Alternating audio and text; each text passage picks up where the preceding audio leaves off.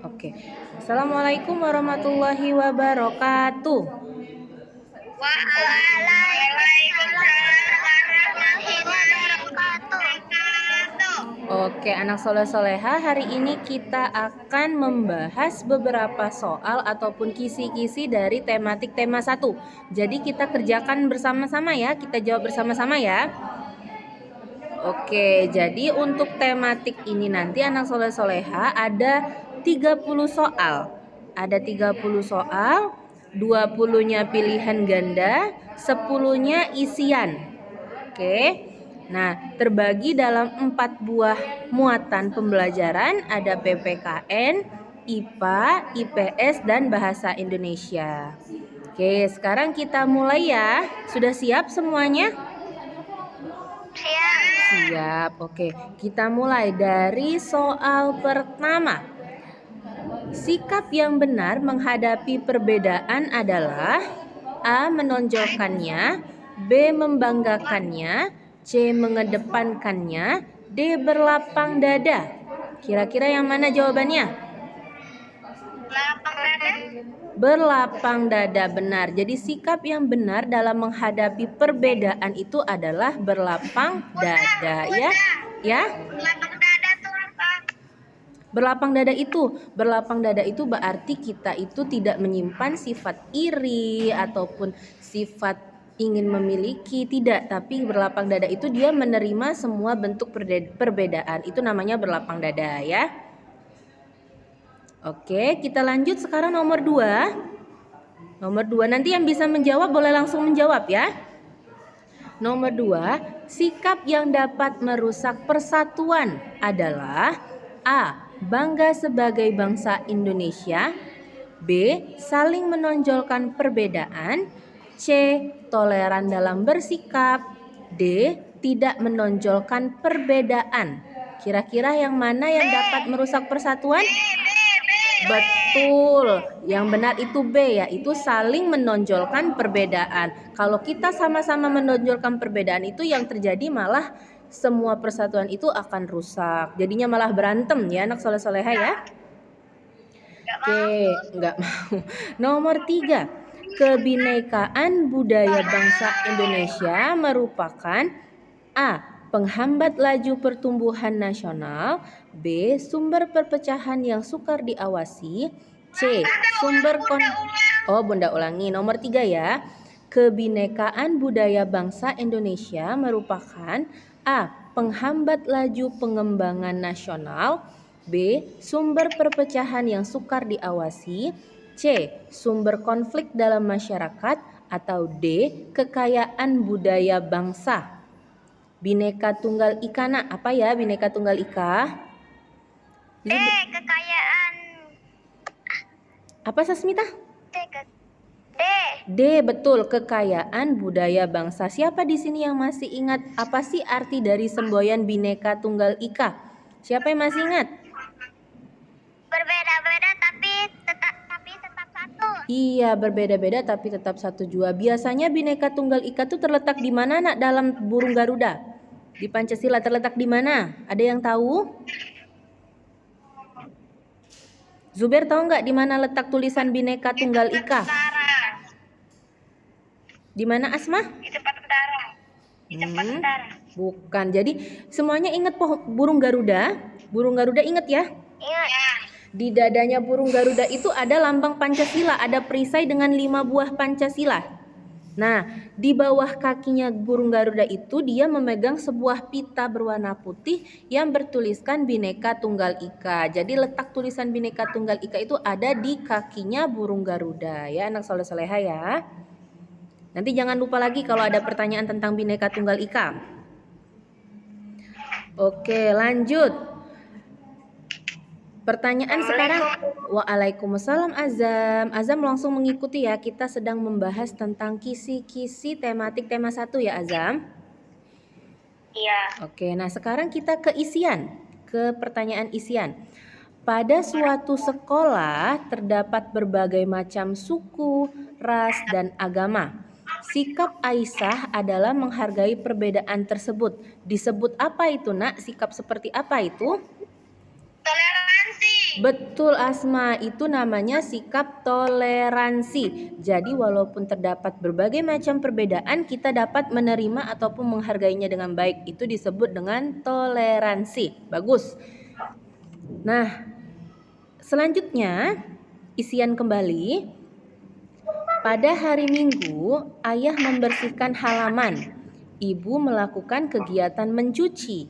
Kakak menyapu dan mengepel rumah. Sementara aku membantu pekerjaan kakak.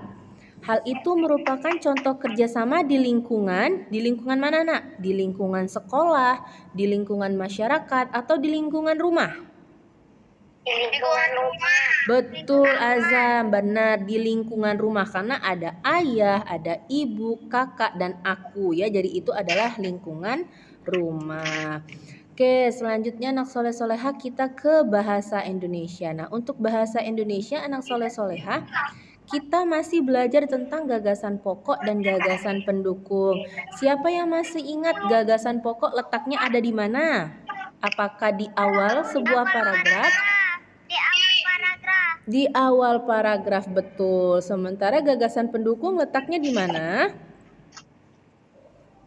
Di akhir paragraf.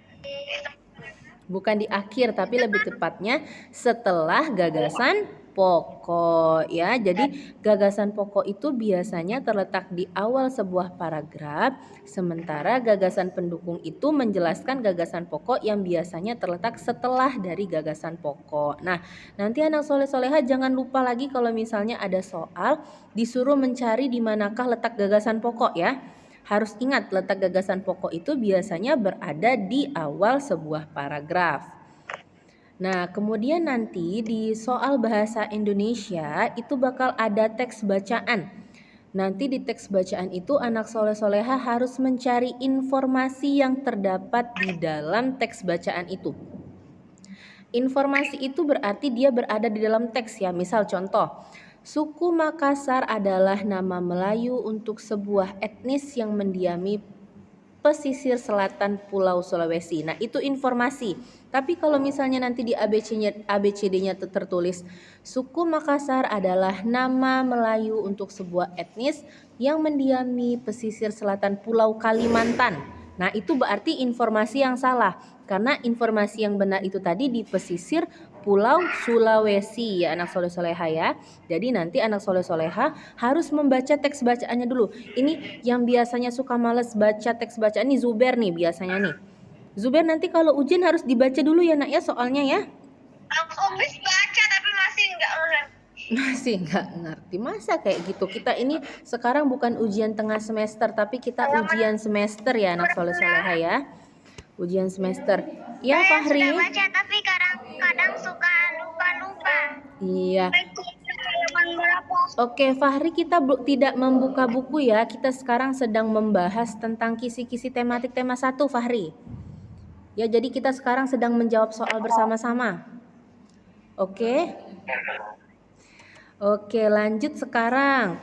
Nah, nanti juga ada pertanyaan tentang wawancara. Siapa yang masih ingat? Apa sebutan untuk orang yang memberikan informasi selama wawancara disebut dengan apa, nak? Masih ingat? Bunda ulangi ya. Sebutan untuk orang yang memberikan informasi selama wawancara disebut dengan apa? Memberikan informasi. Iya, apa? Kalau yang bertanya kan disebut dengan wartawan. Nah, yang memberikan informasi disebut dengan apa? Saya tahu tapi lupa. Tahu tapi lupa. Iya, Fahri ingat nggak Fahri? Lupa juga Fahri. Depannya hurufnya N. Ya.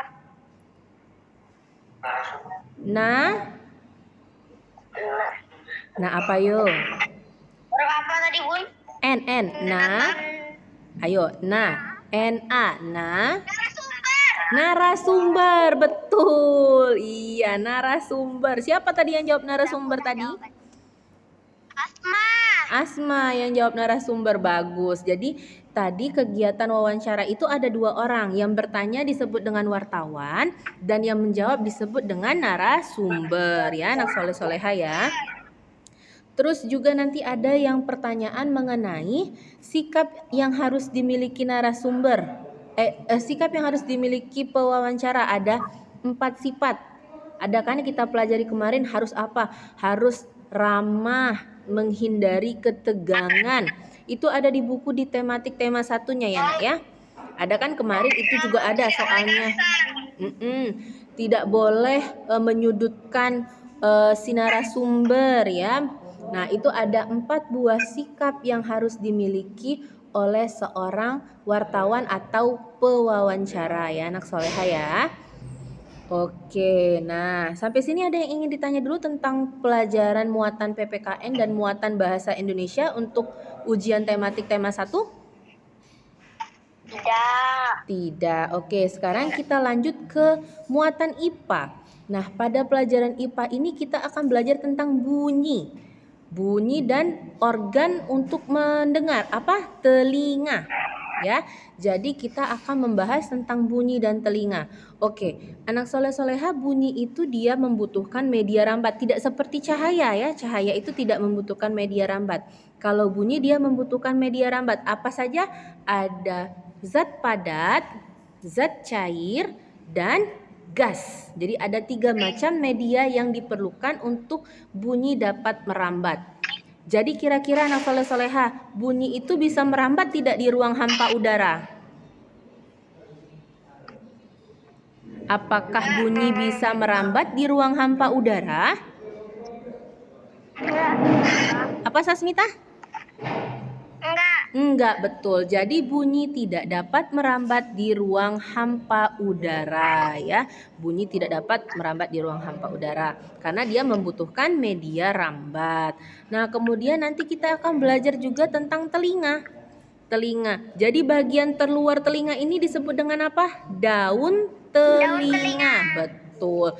Terus kemudian di dalamnya itu ada selaput kecil, kita sebut dengan gendang telinga. Kemudian ada juga yang namanya rumah siput ya, bentuknya seperti rumah siput. Di dalam telinga kita ya Nak ya, rumah siput disebut dengan koklea. Nah, coba Bunda berikan sebuah pertanyaan ya, anak soleh-soleha boleh menjawab. Selaput gendang telinga sangat tipis. Kalau terkena bunyi akan A. berlubang, B. mengecil, C. membesar, D. bergetar. Betul, jawabannya adalah bergetar, bukan jadi berlubang ya anak soleh-soleha ya, tapi selaput telinga itu ketika dia terkena bunyi maka dia akan bergetar. Kalau dia tidak bergetar makanya kita tidak bisa mendengar bunyi itu. Jadi dia harus bergetar terlebih dahulu supaya kita bisa mendengarkan bunyi. Kemudian bunyi pantul akan memperkuat bunyi asli jika A. jarak dinding pemantul cukup dekat. Bunda ulangi. Sebentar. Bunyi pantul akan memperkuat bunyi asli jika A. jarak dinding pemantul cukup dekat, B. jarak dinding pemantul cukup jauh, C. jarak dinding pemantul sedang, dan D. tidak bergantung pada jarak dinding pemantul.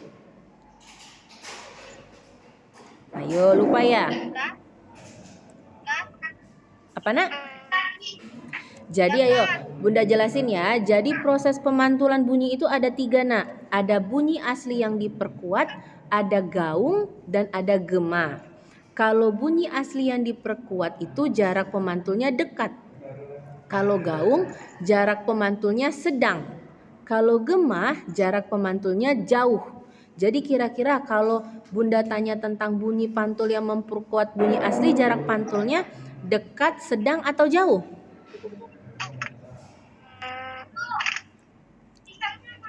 Ayo, apa kira-kira? Dekat, sedang, atau jauh? Dekat ya, dekat. Yang jauh tadi itu untuk gema, yang sedang untuk gaung ya. Nah, kemudian nanti ada pertanyaan juga tentang gaung bisa diatasi dengan cara, ingat tidak? Bunda pernah menjelaskan tentang bioskop. Pernah Bunda jelaskan Ya. tentang bioskop ya, Oh, yang iya. kalau kita ke bioskop suaranya besar sekali ketika kita ada di bioskop. Tapi Ya. ketika kita berada di luar bioskop kita tidak bisa mendengar suaranya. Kenapa? Karena pada dinding bioskop itu diberikan apa nak? Kalau kalian pegang dinding bioskop lembut nggak rasanya? Ya, Lembut. diberikan apa nak? Karpet ya. Jadi dindingnya itu diberikan bahan-bahan yang bersifat untuk menyerap bunyi tadi sehingga bunyi yang ada di ruang bioskop yang besar itu tidak bisa keluar dari ruangan bioskop ya. Itu salah satu cara untuk mengatasi gaung. Oke, kita lanjut sekarang ke IPS, Nah, di IPS ini siapa yang masih ingat? Kain tradisional Sasirangan berasal dari mana ya? Ada kan itu waktu kita PTS soalnya kain tradisional Sasirangan. Ya. Berasal dari manakah? Hah, dari Aceh? Ada yang masih ingat kain tradisional Sasirangan berasal dari mana? Oke, jawabannya kain tradisional Sasirangan itu berasal dari Kalimantan Selatan ya. Nanti kalau ada soalnya jangan lupa ya, kain Sasirangan itu berasal dari Kalimantan Selatan. Kemudian nanti juga ada pertanyaan, ini pasti anak soleh-soleha mau tahu semua. Makanan khas kota Palembang apa ayo? Pempek. Nah, nanti itu juga ada pertanyaannya ya, nanti dijawab. Masa nggak bisa jawab nanti pertanyaan itu, masa ada yang salah ya? Semuanya pasti benar. Kemudian kita juga nanti akan belajar tentang suku suatu daerah. Misalnya nih, suku nih Azam yang lagi ada di Sumatera Utara, yang ada di Medan ya sekarang ya Azam ya. Suku apa penduduk asli Medan itu namanya Azam? Suku Medan, bukan. Suku apa Azam coba? Batak. Suku Batak, betul, namanya suku Batak. Nah, kalau suku yang di daerah Jawa Barat itu disebut dengan suku apa, nak? Jawa Barat, ada yang tahu suku asli penduduk Jawa Barat disebut dengan suku apa? Sunda, betul. Kalau sukunya orang Palembang disebut dengan apa suku Palembang ini? Palembang, Jambi, itu sama sukunya. Apa ya kira-kira sukunya? Ayo, tahu nggak? Apa? Melayu, betul. Suku Melayu ya. Kalau orang Palembang sama orang Jambi itu sukunya suku Melayu. Kalau tadi Medan itu suku Batak. Malaysia juga suku Melayu juga. Tapi kan di Indonesia sama Malaysia itu satu rumpun. Rumpun kita sama. Ya. Oke, kemudian kita lanjut lagi ya. Kemudian nanti juga ada pelajaran tentang kewajiban terhadap lingkungan sekitar. Kewajiban kita, ingat, kewajiban itu yang harus kita lakukan. Jadi kewajiban kita yang harus kita lakukan terhadap lingkungan sekitar. Contohnya bisa tidak membuang sampah sembarangan ya. Kemudian apa lagi? Iya, itu kewajiban kita membuang sampah pada tempatnya. Kemudian apa lagi? Membantu. Tidak mengotori apa? Lingkungan. Tidak mengotori lingkungan. Contohnya tidak mencemari sungai ya, tidak membuang sampah ke sungai. Nah, itu salah satu bentuk kewajiban. Oke, sampai di sini anak soleh-soleha ada yang ingin bertanya tentang kisi-kisi tematik tema 1? Enggak ada. Bunda harap nanti ketika anak soleh-soleha ujian semuanya bisa menjawab dengan baik ya untuk tematik tema 1-nya ya. Oke, nah anak soleh-soleha semuanya nanti minggu depan kita akan ujian praktik terlebih dahulu ya nak. Ada ujian PJOK, TIK, dan SBDP. Untuk SBDP sudah tahu kan kita akan menyanyikan lagu Satu Nusa Satu Bangsa. Ya, jadi anak soleh-soleha silakan dihafalkan. Ingat ya, nanti waktu ujian praktik kita tidak boleh lihat liriknya, tidak boleh baca buku ya, harus hafal. Iya. Nusa satu bangsa. Oke, kalau begitu, kalau sudah anak soleh-solehanya tidak ada bertanya, Bunda tutup dulu ya pelajaran kita hari ini ya. Oke, sama-sama sebelum kita tutup pelajaran hari ini, sama-sama kita ucapkan hamdalah. Alhamdulillah. Alhamdulillah. Hirobbil alamin. Bunda tutup dulu pelajaran kita pada hari ini. Wassalamualaikum warahmatullahi wabarakatuh. Waalaikumsalam warahmatullahi wabarakatuh. Dadah semuanya.